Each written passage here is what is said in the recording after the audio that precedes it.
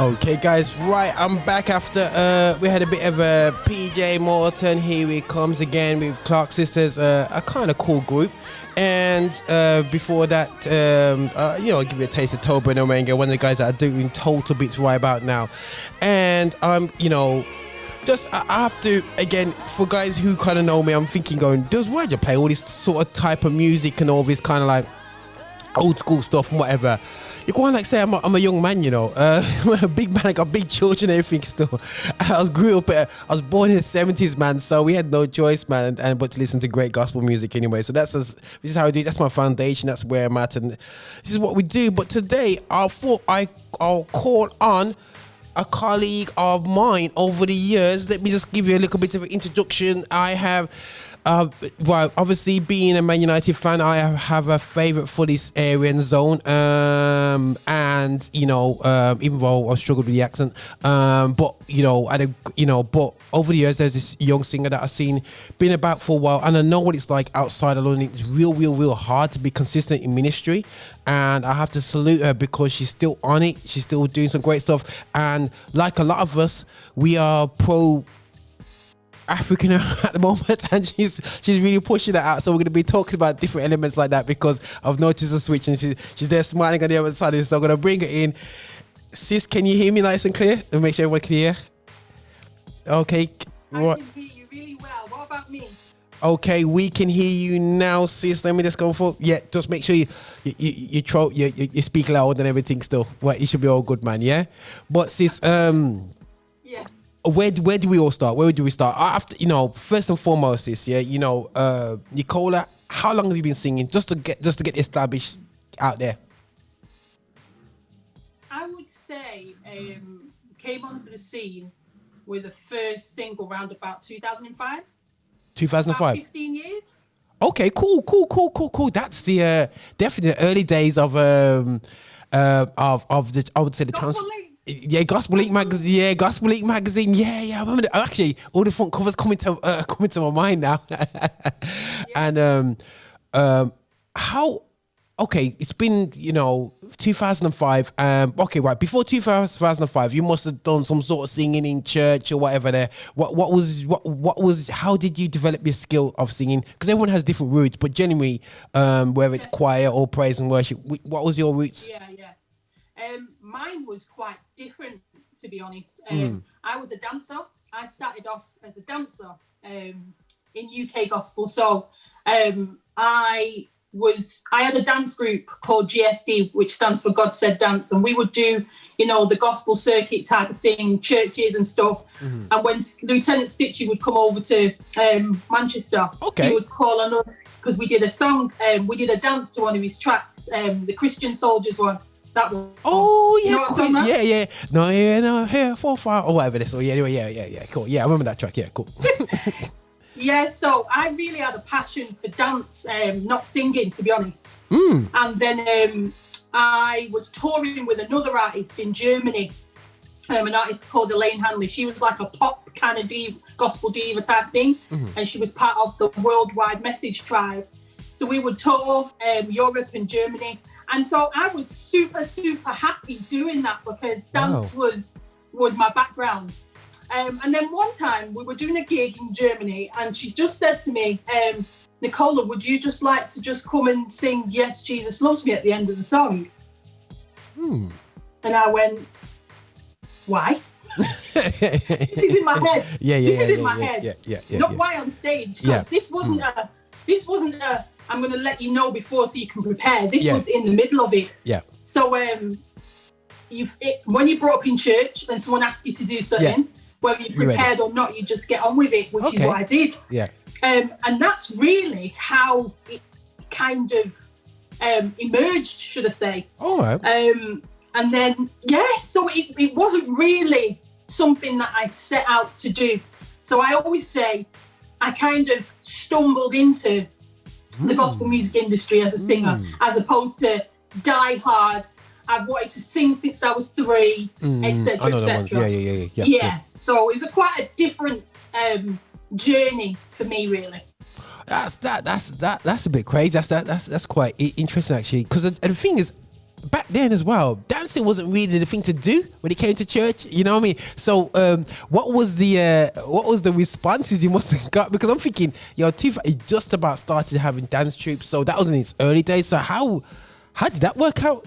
I don't really meant to be talking about singing, guys, but you know what? Let's just be all about the whole dance thing in 2000. It's called dancing in church.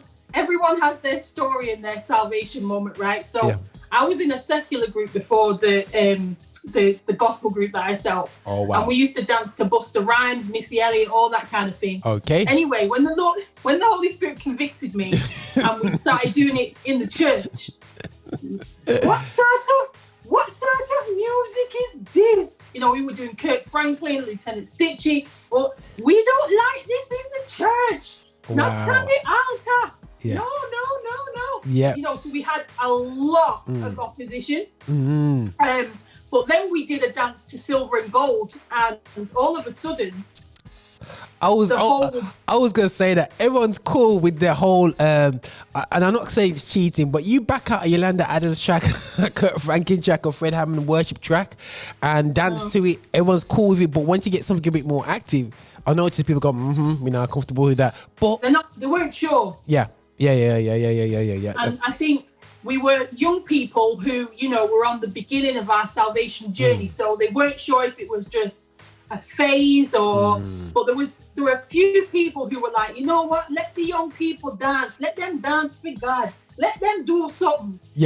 Those people really championed us in that church, and my church was in the heart of Moss Side, so there was a lot of outreach that would happen, that they would call on the dance groups to come and perform, that sort of thing. And so it was amazing. It was an amazing season, and to be honest, dance will always be it will always have a special place in my heart. So when I started off in the gospel music industry, eventually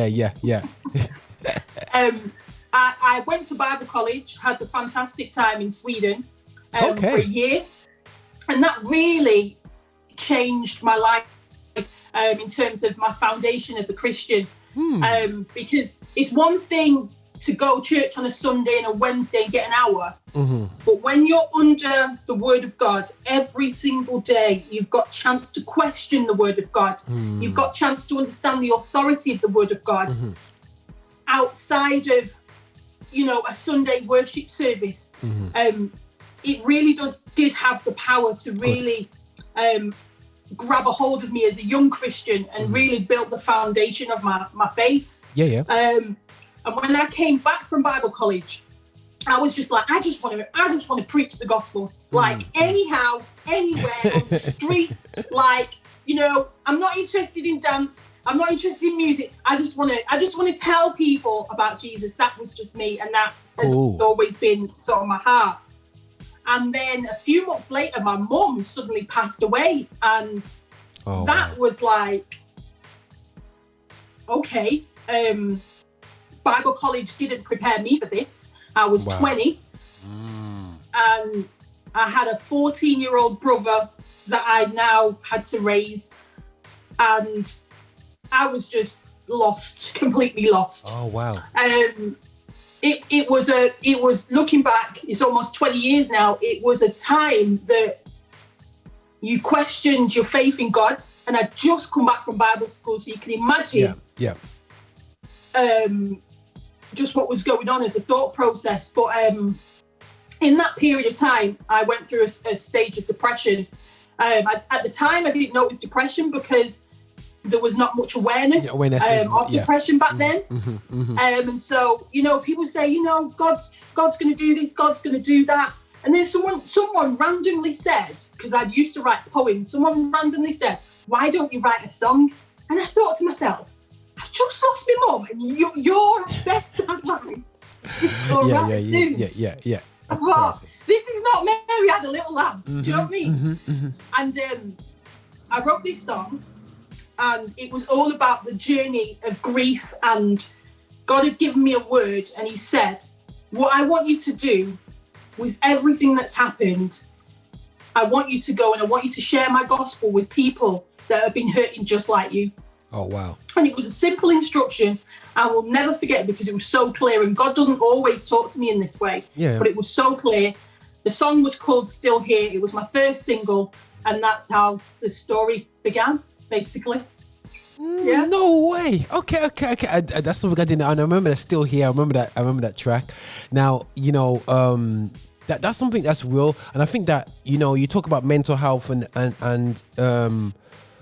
how it was handled in our teenage years and our 20s, and we've seen even going into our 30s, we've seen how mental health over the years have been handled. Depression was seen as possession, how people say dual personalities, and I remember if you said bipolar, it'd be like, it's not bipolar, it's a devil, and like, guys, I am not no mental health expert, but what I am aware of is that basically we will look back, sis, and we look back in our lives and see some really dark periods, but when sometimes it's good is seeing how we come out of it, and then periods that actually make you stronger, actually strengthen you, and you actually come through a season, you come out a person more prepared for war, even though you thought you got prepared over in Sweden, you come back, had to face all this, responsibility hit you crazy, and then and that for me, listening to you right now, it's really helped you to be consistent and prepare you for a journey of ministry, and because I would always say to people, I said, before you start on this journey, man, you have to count the cost, and the cost of ministry is something which I can go on until the cows come home with that one. But some of the stuff that you have over the years, I like to talk about, we talk about stories, a journey about we sang in front of 1,000 people. But what are some of the real stories of ministries over the years that you've had? You've been ministering for over 15 years now, and even going back into the singing days. We can look at singing, but what are some of the stories? What are some of the instances which maybe people don't know about that has really changed and transformed your life? Yeah. I'll talk about some stuff that happened recently. Okay, cool. We did a tour, I think, last year. Last year we did a schools tour. Just thinking about it is making me sort of well up inside. We were doing a tour in Warrington, which is just the north of Manchester. Yep. And each group of young people, it was like an assembly session. So we did a section on mental health and wellbeing. And then I did a couple of tracks, and then I brought a few artists in to come and support as well. And the tour was called the Champion Tour, and it was all about raising the inner champion in young people. That's it. Yeah. And after one session, it was earlier on in the week, a teacher came up to me and said, "Thank you so much for coming into our school today. We had one young person who only joined the school probably a month or 6 weeks ago, and we haven't been able to get through to her. She lost someone in the Manchester Arena bombing really close to her. Oh, gosh. And we've had the mental health team in, we've had the wellbeing officer in, and she hasn't spoken to anyone. And she just walked up to me after this session and she said, "I'm ready to talk now." Wow. And for me, moments like that are where ministry really does do what it's meant to do, which is meeting the needs of people. Yeah, man. And sometimes people look for the big, massive things. But for me, it's always been about the people. And so when you can connect on such a personal level where it not only changes a person's life in that moment, but it has a lasting impact, because you get messages on social media about, God's done this in my life, can you pray for me here with these kids and young people? That's just how sort of my ministry has sort of evolved and transpired. And so it really does touch your heart that if Jesus were here in 2019, Lord, let me be doing what you would be doing if you were here. Let me be those hands and feet. Oh, yeah, no, that's definitely crazy, because I think that, I think we always look at the 1 million. We would love 1 million Spotify plays a day. That would be really fantastic, for our music.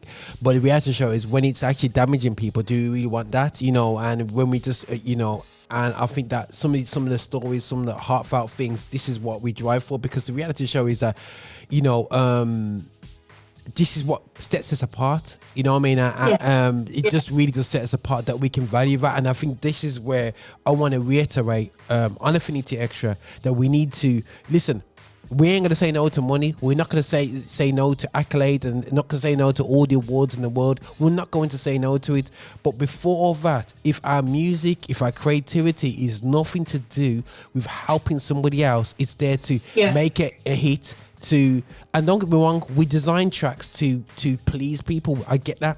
But the reality show is you have to design tracks as well, write tracks to transform people for the better. And that's what we and that's where I want to reiterate. It's great because I know, here's a question to yourself. Over the years, when I say we were similar age and we're coming through in the 2000s and whatsoever, and we've seen the revolution of actually seeing music that it was very traditional American sound, and we've seen the music started to change, more R&B, more hip hop was coming through and whatsoever.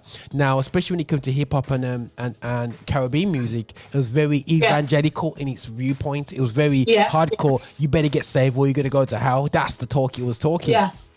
Now it's very playful, very inspiration, and it's almost, but back then it was very wrong to do inspirational music. Now, what's your feeling about the whole change in direction? Because now when I play music, I'm like, there's more inspirational gospel than there is, or inspiration music created by Christian creatives, than there are evangelical tracks or teaching tracks. What, as an artist, has that made an impression on what you write, and what's your take on it? I think you're definitely right, and I haven't really had this conversation with anyone, so it's quite an interesting thought. I think one thing I learned very early on is to stay in your lane. And what I mean by that is you as an artist are individual, and whatever the Lord has commissioned you to do, that's what you need to do. If God has told you, then how can I personally question you?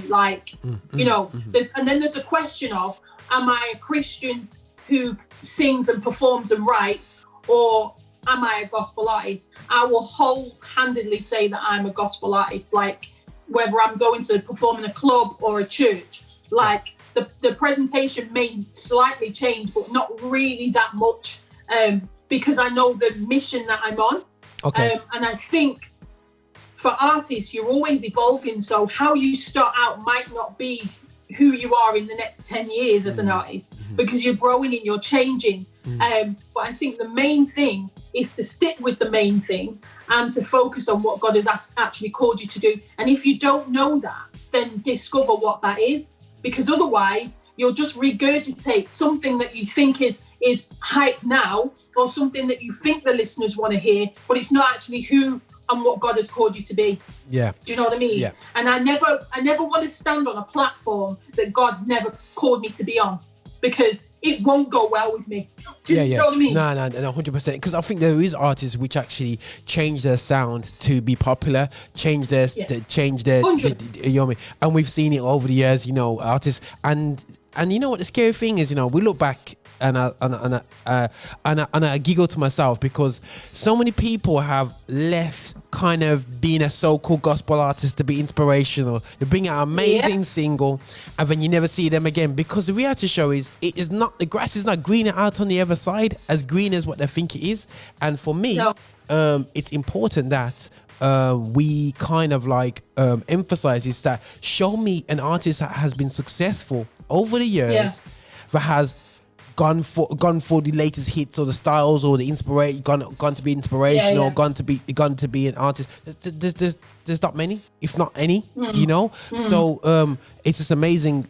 Like you said, it's to know your lane and stick to it, you know. And I remember Lecrae always says, and I always say this: real recognizes real. And look at Lecrae now. You know, they started off as a straight up gospel rappers, and he's done all right for himself at the moment, you know. And I think, like, you know, we definitely have to stick to a lane now. You're Manchester sis, yeah, you know, and you're unapologetically Mancunian, and you're laughing hard, you know. You definitely are. I'm thinking, what do you mean by that, Roger? What do you mean by that? But you don't have, like, you know what it is in Birmingham and Manchester. You're gonna have them artists that speaks the Queen's English, and you know, the ones that obviously you thinking, where are you from? Oh, you're not from, you know what I mean? You know what I mean? And obviously, I'm not saying you don't speak correct. You just speak. It's all right, man. I'm Corrie all the way. Corrie. All right. You know what I mean? Yeah, 100%, man. So I'm apparently I've got a bummy accent. So so I'm just like, yo, I'm from Birmingham, tough luck, mate. Now, something, you know, hopefully people around the country will get to hear this now. As a Manchester artist, a very, you know, a scene which is, to be honest, as much as it's a big city, it's a smaller scene than Birmingham, yeah. When it comes to gospel music, in terms of gospel music, you know. How have you found that? You know what I mean? As an art, is it a lonely road because you're almost? I find it lonely, and it sounds weird as a hanging around in London guys and doing stuff with them guys. It's kind of like awkward at times. You know what I mean? How have you found that as artists that's been consistent over the years, but still the only consistent Mancunian artist out there? I think in the earlier days, it was a lot tighter knit. The churches were doing a lot of the gigs and stuff, and then you guys would come in and do the gigs. One NC Promotions, Colin Ruddock, he would be doing gigs and stuff. So it was a lot tighter knit. But as artists kind of left and went on to do different things, it's, if you ask me who are the top, I'd say, okay, who are 5 artists that you could name in Manchester that could come and do a gig next week? I wouldn't know who they are. Wow. Which is sad. Yeah. It's sad because where's the legacy? Do you know what I mean? Yeah. But I think part of it is people haven't seen it as a viable career. Therefore, they haven't invested and they haven't endured the tough times because they haven't actually seen it as a career. It was more of a hobby, something that I did in my younger days, that sort of thing. I did a record and then I did a few singles, but there was no real strategic plan. That's the important word, strategic plan. Yeah, there's no plan. Yeah. Do you know what I mean? Yeah. And I think sometimes the zeal and passion that young people have for ministry, it can kind of wane out as people get older if they're not careful. And I think for me, I've always been careful to make sure that my Christianity is not based on the church I go to or where I worship, but rather based on the God that I serve and the intimate relationship that I have with him. And I think when you have that, God orders your steps and God kind of shows you, well, this is what you need to do.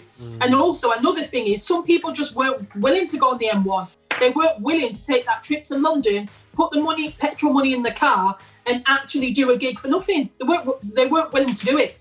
They thought that in the beginning of their journey that somebody, a promoter in London, should be paying you to come down and nobody knows who you are. That's what they thought. Wow. Okay. Talking truth there, man. Talking truth. And I think, you know, we got the same sort of bit of a problem in the Midlands now where it's getting scary as well, sis. And I think that's the legacy. We both have Afro-Caribbean descent, you know, and I think this is the legacy of, unfortunately, the great things that we saw as little children, 15, 14-year-old, massive youth groups, massive choirs. And then by the time we turned 20, 21, 22, it's all gone.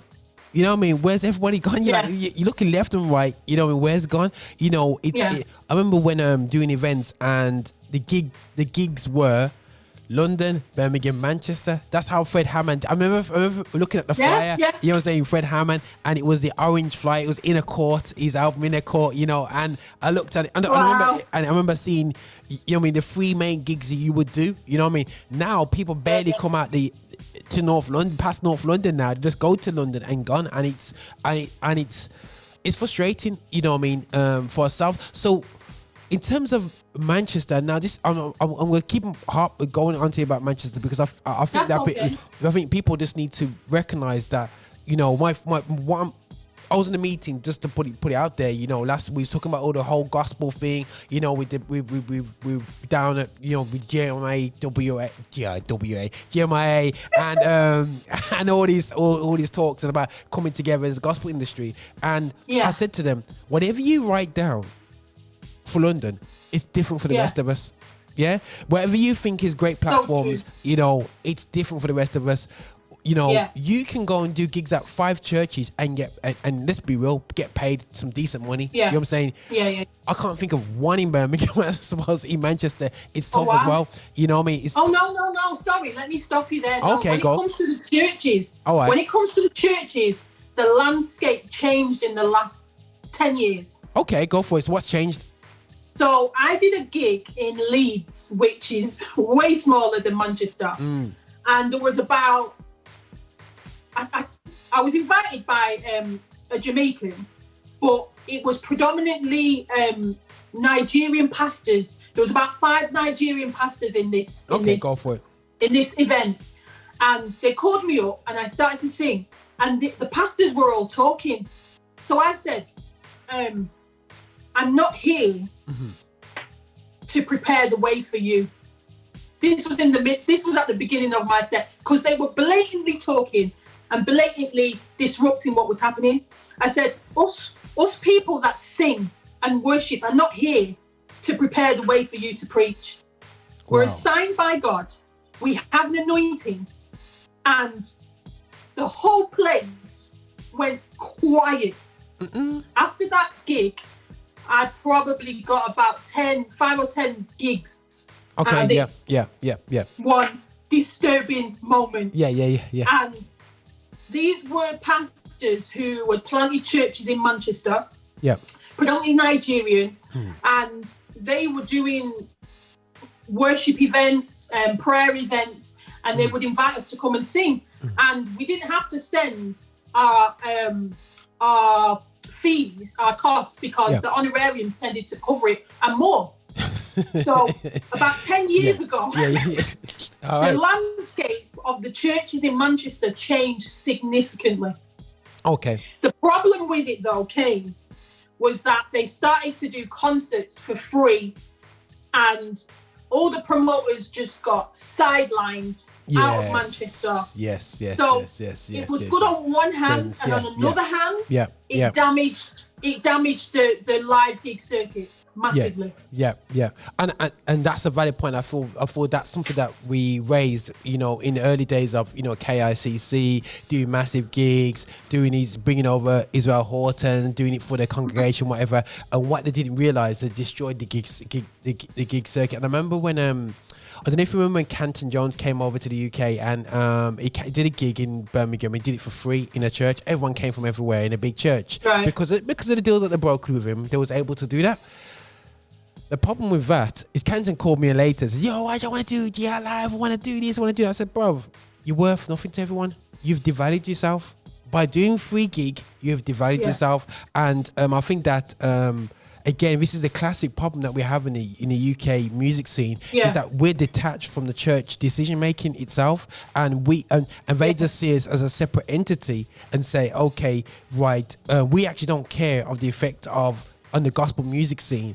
We just want to do, because all we do is care about our 4 walls. You know what I mean? Yeah. And it sounds harsh, and it's not people going to hell for it or whatever. But the reality show is, economically, for the gospel scene, it's been destructive as much as it's been great. So, because I remember in Manchester, you had Mary come to Manchester. I remember I was, you know what I'm saying, I was looking and going, how they got to Manchester and avoided Birmingham, you know what I mean? And all these big artists started jumping to Manchester. London was the way forward. So basically, it's my church who hosts this annual event for the last 9 years now. Wow. Called Festival of Praise. Yes. So it's part of one of the Redeemed churches. My church is probably maybe 500 people strong in terms of numbers. That's good. Majority, I'd say 99% Nigerian, African. But with that, I had to speak to the powers that be, because these Americans were taking the mick. Yeah, talk the truth, man. Talk the truth. Yeah. They were sending riders that you wouldn't get away with in the States. Yeah. Because of the seduction of the American accent, number one. Mm-hmm. Hey, man. The production, number two. Yeah. And then the name tag. They were commanding prices that for a half-hour set or an hour set, plus your flights, and the thing is, they were buying it. Oh my goodness. And it was so hurtful because they then pop up in another place in the UK or Europe, right? Yeah. And it was paid for on the back of. That's has to do it, man. They just get one gig and then they do the classic chain effect. Yeah. But if you're smart, you know that that's not how it runs. Yeah. When Big Church Day Out want to bring over Ty or whoever, they'll work out a deal and they'll say, right, okay, we're going to pay you X amount. Yeah. You need to find the X amount and X amount from the rest of your tour that you're going to work out. Yeah. And that's how you make it work. But my home church was happy to pay these people. And the thing is, what hurt me the most was, what was the return on that night in terms of economically, in terms of heavenly, and in terms of salvation? Like that we'd have, say, 10,000 people in the MEN arena, but the numbers weren't adding up, and it cost us about 200k. And sis, this is what I think. The maths just doesn't work out, the business element, and that's why people don't realize how many GR lives didn't happen, because I'm like this, I laughed out. But this is what I'm saying, when you do your little research and even talk to the Americans, I never forget, there's one particular artist that asked for 20k off me, before I do the show. I was popping off, in my head, because what made it even worse was that I spoke to my ever promoting friend who told me that he got $300 for a show the other day. You know what I mean? So I'm going, hold on, you're getting $300, but you're asking for 20k off me.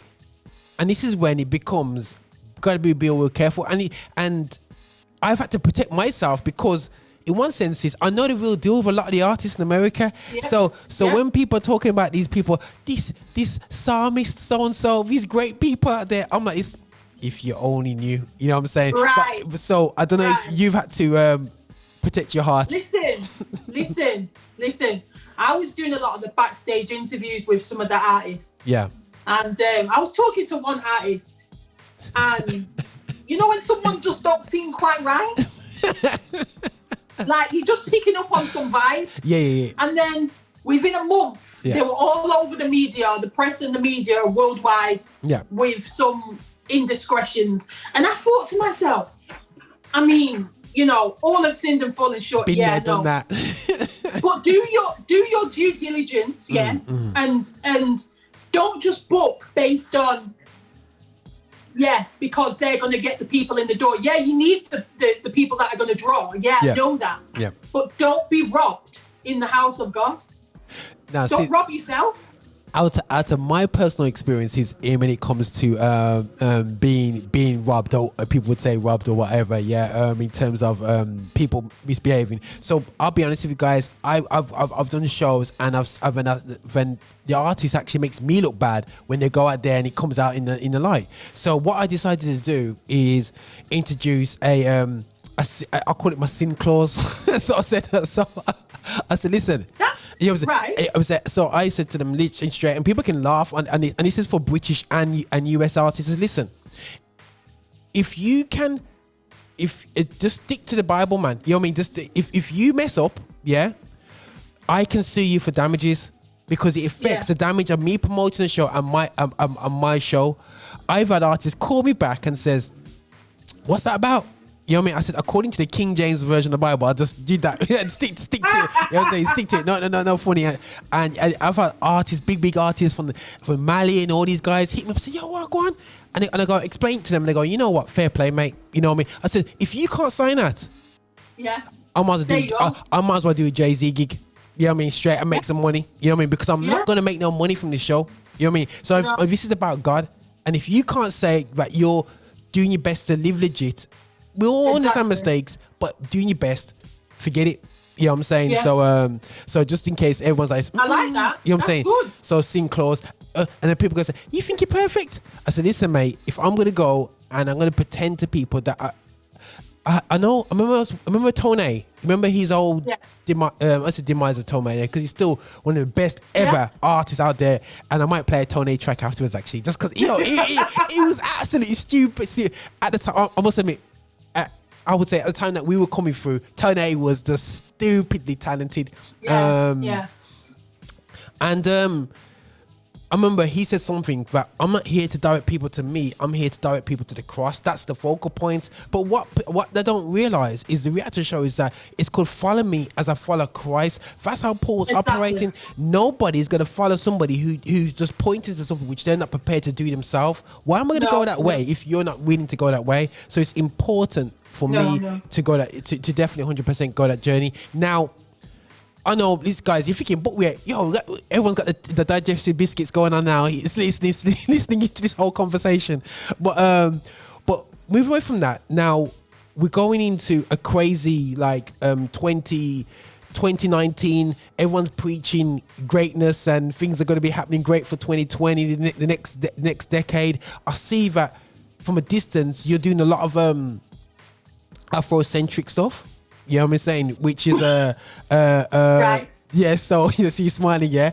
And just before we get into what's happened in the past year, just touch base. What's I'm not saying you wasn't Afrocentric, but let's be real, a lot of Caribbean kids will be ignorant to that, growing up,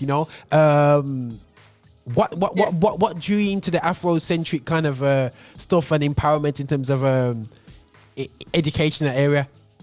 Because I noticed that was a lot of stuff you was doing around that. Yeah. I think, again, when you realise you're black, now that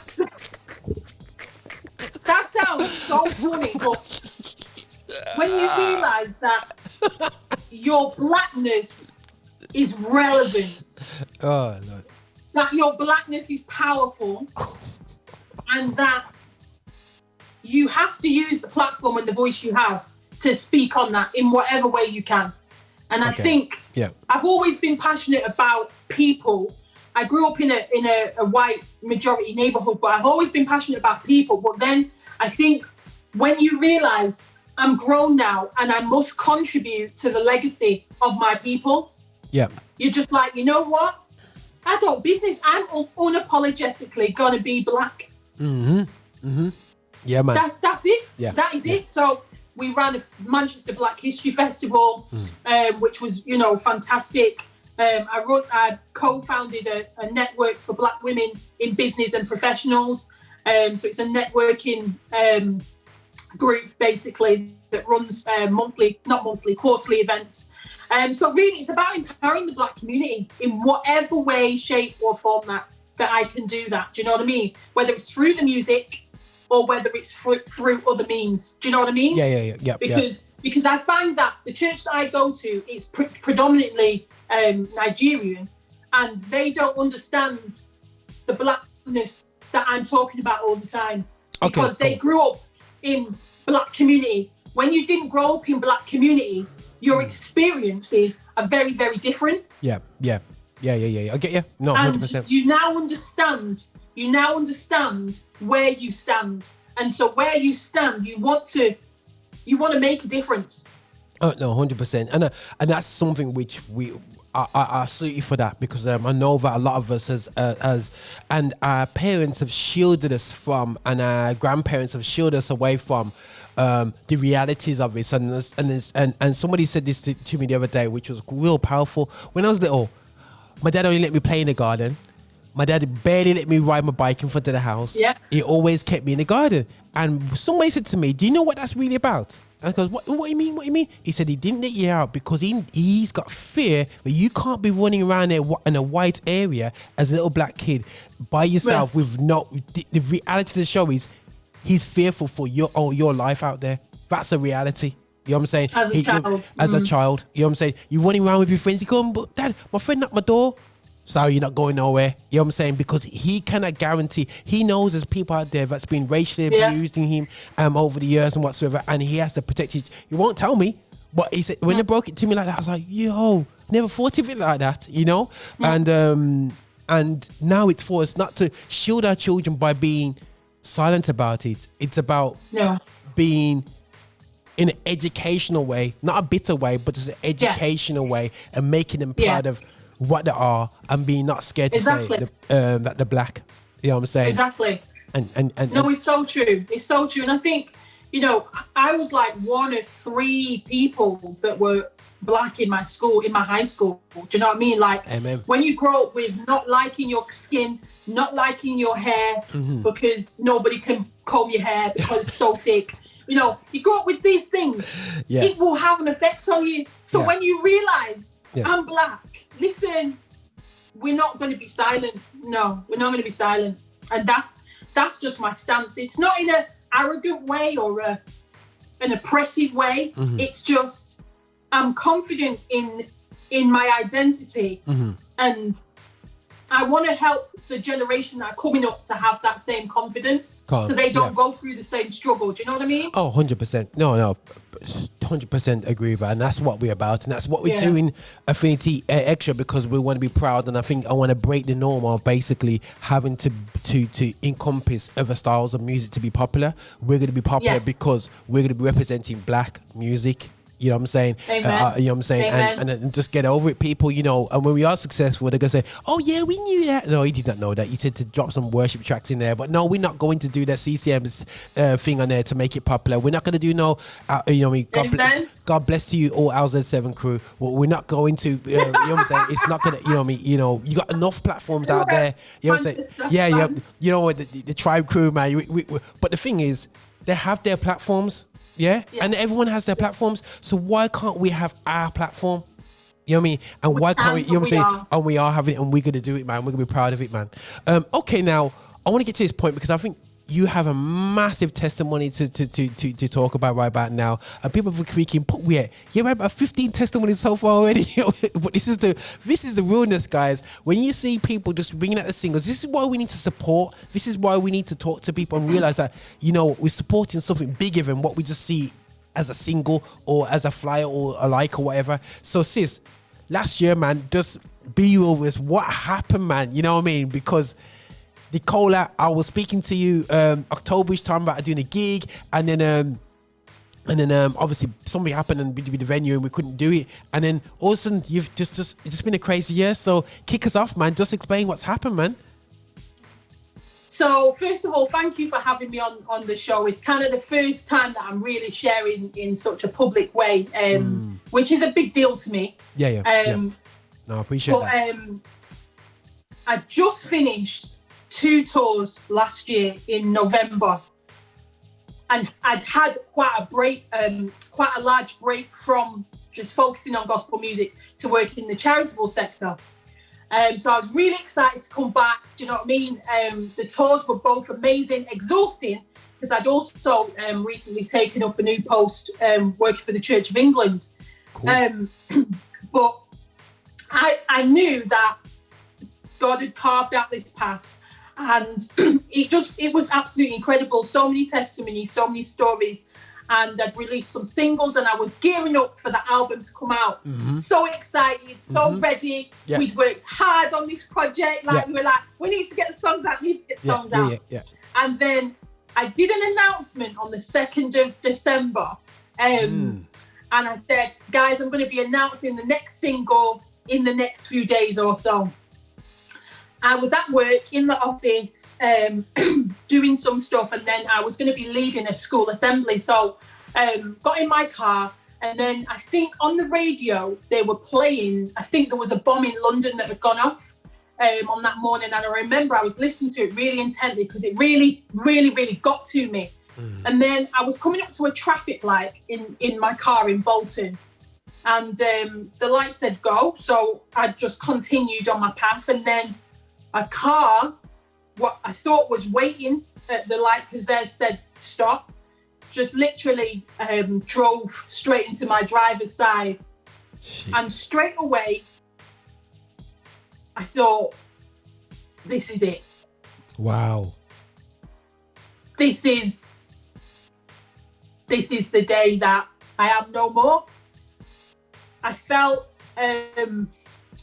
some sort of pain in my right leg, and then I blacked out, and the next minute some people were screaming at the door, shouting, get her out, the oil's leaking from the car and it's going to explode. I couldn't walk, so they dragged me out the car, and then I was on the floor. The next minute the fire engine, the ambulance, the police, and somebody came. I don't know if he's an angel or a real being. This is no word of a lie. And they said, Jesus is with you. Jesus is with you. Just hold on. Jesus is with you. It's going to be okay. Wow. I don't know, because I don't even live in this area. It's in Bolton, so it's Greater Manchester. Yeah. I cannot tell you if that was a real woman. She seemed about 70, or an angel. Jeez. The person that crashed into me, it was a young lady. She was in like a 4x4.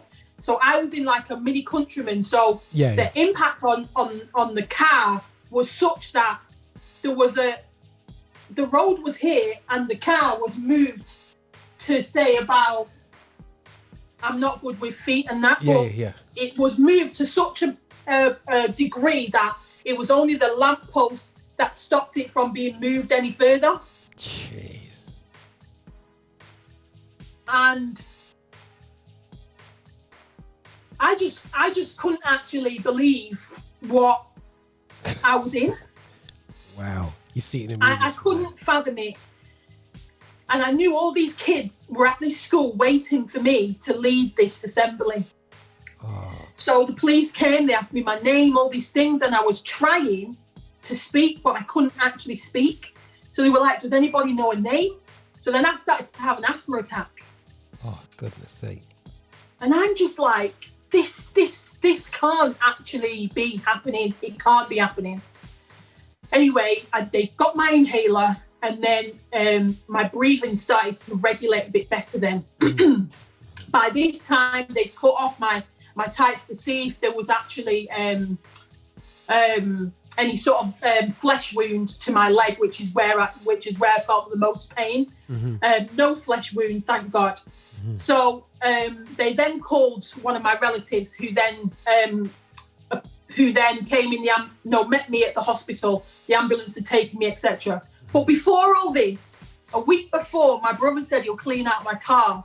And then, do you know those little those conditioning pearls that you put in, the unstoppables that you put in the laundry? Yeah. So he said, I'll crush some of these so that they can give a nice scent in your car.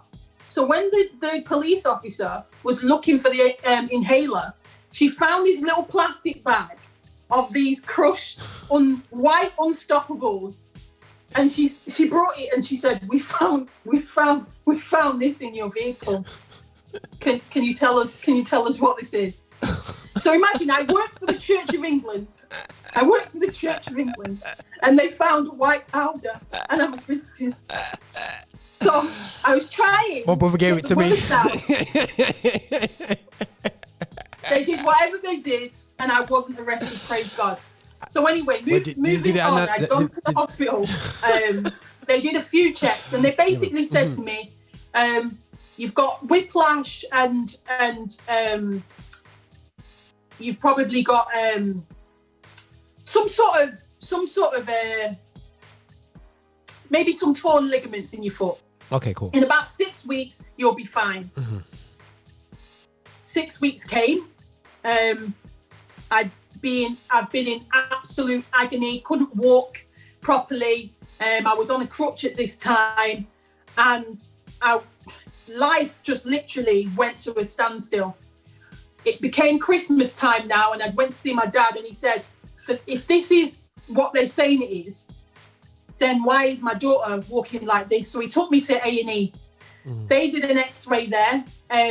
Same thing. They said it should heal really in the next few weeks or so. We get to January, February, and start to hear about COVID-19 now. And I'm still not back in my job. And I'm wondering what is going on, because I've had whiplash before. Yeah. I've had experienced different things, but there was nothing. What I was experiencing was nothing like I've ever experienced before. Jeez. I could barely get out of bed, and I could barely walk around my own house. So I went to see my GP, and they then referred me to a bones specialist, because they basically thought, well, maybe something is not appearing on the scans that we're looking at. So long story short, having all these tests, and then Boris Johnson closes down the country, and all my appointments just went to cease. Yeah. So I'm now confined to a wheelchair. Maybe get out once a week. If one of my family members or a friend comes to take me out.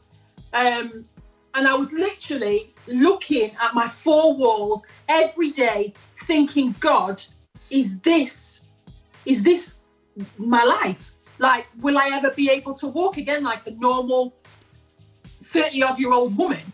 Like, I'm active. I used to go to the gym and all these things, and suddenly, like, I'm in this accident that I was told 6 weeks, then I'm told a few months, and we're now in April, May, June, July, August, September, October 2020 is when I finally got a diagnosis.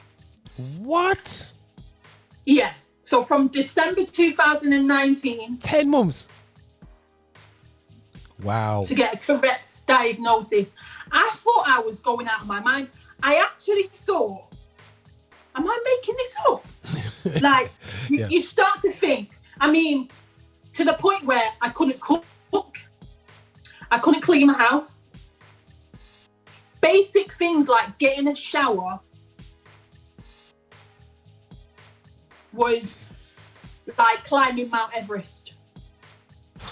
And I was having some conversations with God that were very, I don't know what this is about, but I know that you're with me because I felt you in this time. I've no idea, and everyone is asking me the same questions. I would be sleeping for maybe 4 or 5 hours a day because I was on such strong medication for the pain relief. Jeez. Anyway, went to see a specialist, and then I was diagnosed with having a damaged nerve near the bottom of my spine. So basically, he describes it as you're in a house, nice house, but there's a crack. Yeah. But the crack is actually not in your house. It's in your garage. Yeah. So if it's in your garage, it's not really going to bother you, is it? Yeah. But if it's in your living room or your bedroom, every day, that is going to be, you're going to be going mad. Yeah. And basically, he described it that the nerve is just going crazy in your body because it's damaged, and it's sending all these strange signals to your back, to your leg, which is what's basically caused all the distress. So when you had the impact of the accident, it was probably such a traumatic thing for the body that the nerve was damaged in that, and that's why you've had this long-term chronic pain. So so it's been a year now. I still have a job, praise God, which is a miracle in itself. Yeah. My workplace have been so supportive. Like, I cannot thank God enough for employer. But I've just learned now that I'm sort of in the healing process. I've just learned that to be as simple as you can, because if you make breakfast that day, when that is your main task, life just becomes so simple. So last month, I went out of my house for a walk by myself, without a crutch, without my wheelchair, for the first time on a walk by myself. And it was the most liberating, joyous. Wow. It was a miracle. Wow. It was a miracle, because I've not been able to walk for almost a year.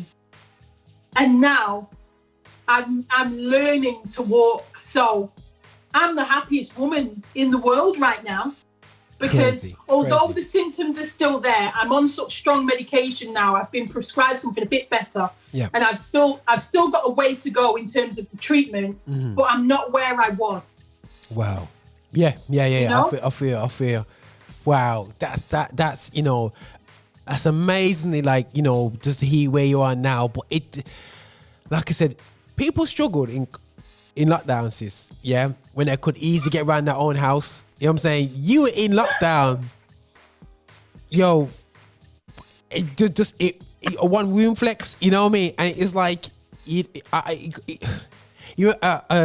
sorry guys, for the people that are too young to realize, but back when we used to go to our grandparents' house and visit, we used to have something called a pail, and you used to call wipe. You have a wipe and all these little things that we just thought nothing of it. We just have a little one room space, and they were so used to living in a confined area, so they function differently and whatsoever. And the thing is, we had this luxurious life. We have different rooms. We got our own room to ourselves. We have 4 or 5 rooms. We got this whole space. We go and walk. Okay, we're locked down into a house. Okay, yeah, we can get around the place and whatever. But to be locked down literally into one, because you're stuck in one section in your house for month after month literally, after month after month. Literally, I'd get worried about getting out of the bed and going downstairs, and so I'd collect as many things as I could, throw them down the stairs because I couldn't carry them. I can imagine. Yeah. And then I'd stay downstairs until nighttime because I've got a downstairs toilet, etc. Yeah. And then climb up the stairs. That was basically, and that was on the back of so many great things that happened. Like there was so many, we had so many stuff planned, and it was just like. But when COVID hit, people were like, "Well, don't you feel better now that you're not having to just be watching the whole world go by and you just sat there?" Like, and I was like, "No, I don't feel better." But I've learned that this is what controls a lot of things, and if you don't maintain your mind in storms and difficult situations, it will affect how you come out of the situation. What was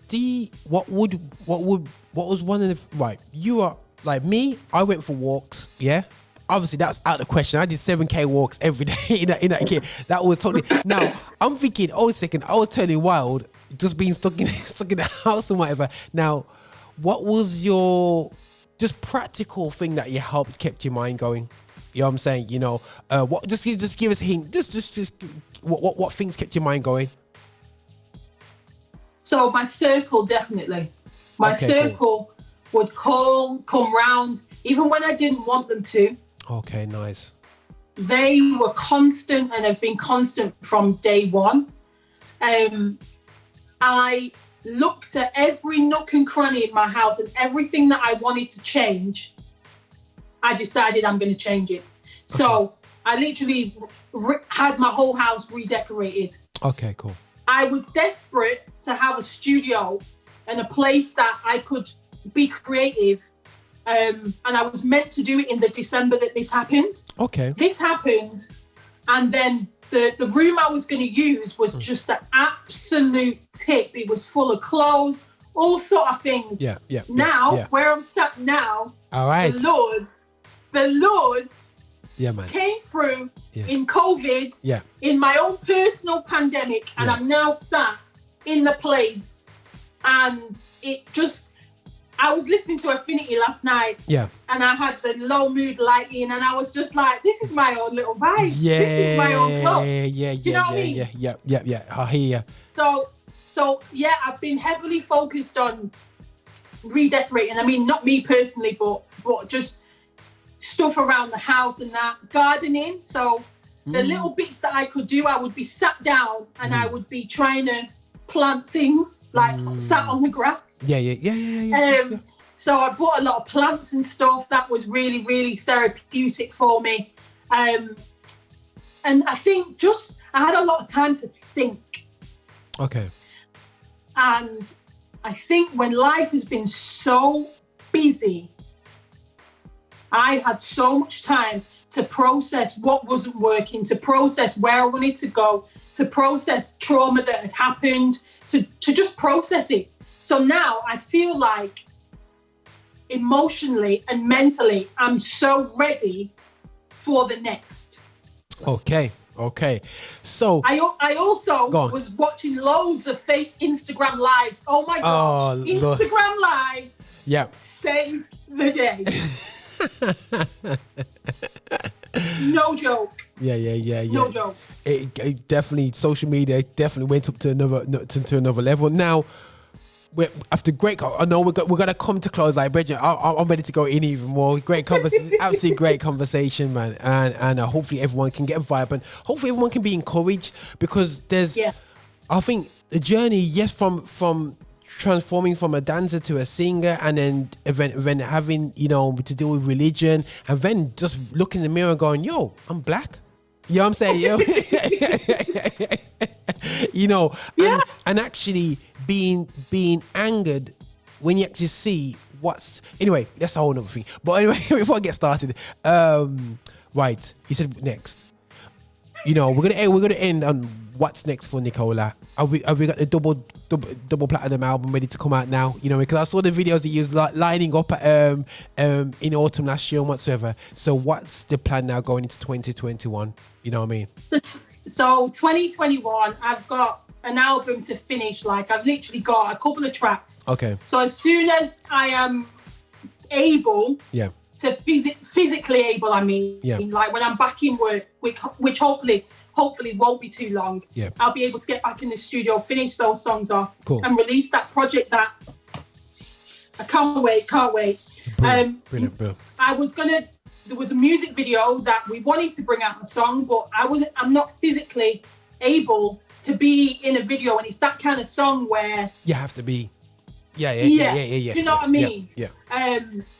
So that also, I'm wanting to do some collaborations as well, with some artists, some writing collaborations. So really sort of looking forward to that. Okay. And I've been talking on quite a few different platforms of late. So some videos will be coming out with that, just lending my voice to what this kind of industry is or what it isn't, and the whole Manchester thing and all that. And I'm looking forward to having a show in Affinity Xtra. Yeah, man, we're gonna tump it up with the voice of the nation, and this is what I love. You know what, sis? I just love in that, it's inspired. People don't realize, it's inspirational for us to work together and see the UK come together, because believe it or not, there's more people outside of the M25 than actually inside the M25, and we want to be engaged, and we want to work together. And I think that this season is a total leveler for the whole thing, and we need to move forward, and we need to be positive with it, and be real about it, and actually, I'm excited for what's happening next. As much as, listen, we got the trials that 2020 listen, 2020 is, but I am not going to, as much as I'm getting punched in the stomach, I'm seeing the positivity. My stomach muscles are getting stronger. My resilience is rising. Keyword resilience, you know what I mean? Yeah. And trials develop resilience, you know what I mean? Yeah. And I feel that this 100%. season, because what's happening for us? Everyone's thinking Christianity is going to be an easy thing in 2021, 2022. You know, guys, on the real, this thing's going to turn off. You know what I mean? And we've got to step up our levels because everywhere else is stepping up. So, you know what I mean? That's it. But sis, I have to salute you for many, many, many years of service. Not trying to make you feel old because you're younger than me, but I'm the old man here. But I feel you on your background. Myself, I grew up in the school, only black guy in there, and you know, and just having that balance of that, you know, and just the whole balance of life, not being educated properly when it comes to being black, and also in terms of ministry and they just we just not getting it right and working together as a Christendom together to really to deliver the gospel as well. There's so many things I'm picking up from this conversation, and just turning adversity and getting through the adversity, and appreciate the first conversation publicly about this, but like going through the adversity and to be still smiling, sis. Listen, man, I'll be like, yo, some people are like this, Raj, are still struggling to know if God's real, and I appreciate, I know it's tough, and I know the question. Real. Listen, he's real. The question is realer than real me. Listen, I could have been a goner, Raj. I could have been a goner. Serious, man. That's how I know he's real. Serious, that is how I know. And when God gives you a second chance, you don't sit back, or you don't say, I'm going to do the same things I did before. No. We were going hard before. Yeah. You have to turn up. Yeah, turn it up, man. Turn that up, man. Turn it up and turn it up all day long. Listen, sis, I thanks again for the conversation, and we'll talk again, man. And I'm sure you know Affinity Xtra's got your back when you got your new album for next year, and all the music videos you'll be releasing, and all the success that we have got your back, sis, man. You know what I'm saying? And I'm coming to you. I'm going to be coming to you as well. So just let me know, I'm just a dude, man. Just here, just a dude who's trying to grow my afro right about now. Still, you know what I mean? So just trying to be Afrocentric right there. I'm just trying to grow my hair out because I'm keep saying to people, I says, I'm not going bald, I'm not grey, so why ever cut my hair off all my life? That's a joke. You're saying I just I've been balding off my head for years, and I'm not going bald. I've never been going bald, and not even grey. What made you grow it back then? You know what? It was I decided, you know, after my nan died, I was like, yeah, I'm just gonna, like, you know, whatever. And I was like, I see all my uncles with all their long hair and everything like that still, yeah. I thought, hold on a second, yeah. They all had, I noticed they all had shorter hair back in when I was younger. And they just grew out the hair. They said, "Cha, forget this, man." And they just grew out the hair. One uncle's got extremely long locks. I'm not saying I'm gonna have locks, but, you know, I thought, you know what? Wow. Proud of my hair, man. You know what I mean? A little bit of curly whirly, and that's it, man. You know what I'm saying? This is how we do it, man. So I don't know where I'm gonna take it. I don't know what I'm gonna do with it, but I will see, man. But you know, I'm not into that whole kind of pickiness and can't get your hair. You know what I mean? Yeah, you're coming through it, but I'm gonna do something with it anyway. So yeah, but. Yeah, man, Black and Proud, this is Roger here. This is how we do it, man. On Affinity Xtra, and Nicola, enough love, and thank you very much. I love you, sis, man. Thank you, Roger. Keep doing what you're doing, man, yeah? All right, man, You too, man. Bless you, man, Bless up. Take care, man. Bless you. Yeah, guys, that was a blessed conversation with Nicola there, and what I would say, man, learned enough from that, man, anyway, still, yeah. So, guys, you know, do follow her. Do shout out and whatsoever. We'll put links in the description in YouTube, because we're going to definitely put this out on video on Affinity Xtra, and definitely support UK acts and what they're going through in their journeys, because you know what, they need our support, man. So that's why we do it. And so I'm going to flip to a track called by Toby Nwenge. It's called Headshots, man. He just released his track with D-Smoke. Oh, look, coast to coast, my approach to